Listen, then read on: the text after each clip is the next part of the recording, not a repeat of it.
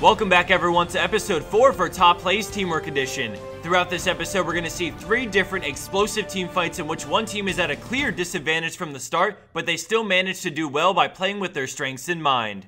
Our first play takes us into a close game with red team sieging mid when Aatrox engages from over the wall. The team fight erupts as blue team uses the bulk of their cooldowns right off the bat, but we see the 2 main carries Lissandra and Lucian slip out the back. At this point, almost all their tanks are dead, and Lissandra knows that Lucian needs that tanky disruptor to be able to do damage safely. Risking it all, she glacial paths in, straight into a ring of frost to hold them down as Lucian sprays into the enemy team, and then she chains that into a frozen tome on herself to further lock them down. Unable to sidestep any of his ultimate thanks to the control Lissandra provided in this fight, the enemy team gets melted down into a very manageable 1v3 for Lucian. By synergizing champions, they were able to cover for each other's weaknesses while amplifying their strengths at the same time, making this turnaround 2v5 result in an ace on the enemy team.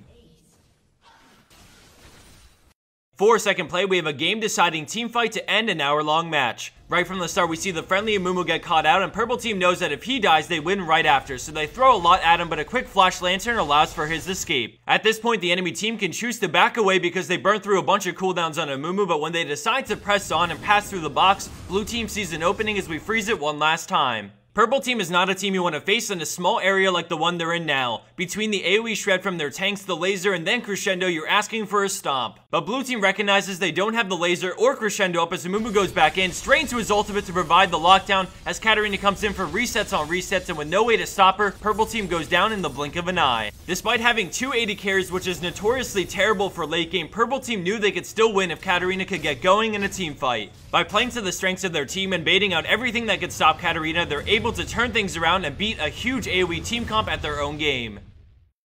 And for third and final play, we're going to dive into an extremely close high-low matchup, and with the golden tower so even, both teams are looking for the opportunity to start this snowball. As blue team returns damage to Nasus, the enemy Jace moves in and lines up a brilliant shockwave from downtown, sniping Fiddlesticks as his team immediately turns to do Baron with a 5v4 advantage. At this crucial point in the game, Baron means everything. With the buff, either team can start to group to siege towers, and with no wards or anyone near the Baron pit, blue team has to give it up to the enemy team. As they finish Baron off, we're going to see them group and head to mid lane to begin the push, but a ward spots them moving together as Orianna sees an opening to send her ball in, and we freeze it.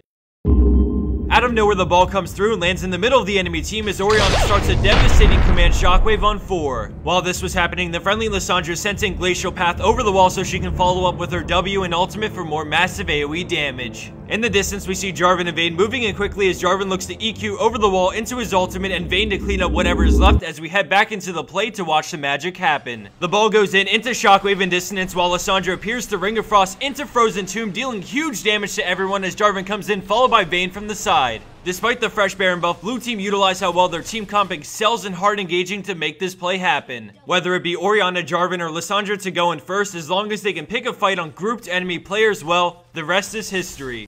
Thanks everyone for watching this episode of our Top Plays Teamwork Edition. As always, submit your teamwork-oriented plays to us via our website for a chance to be featured in an upcoming teamwork video.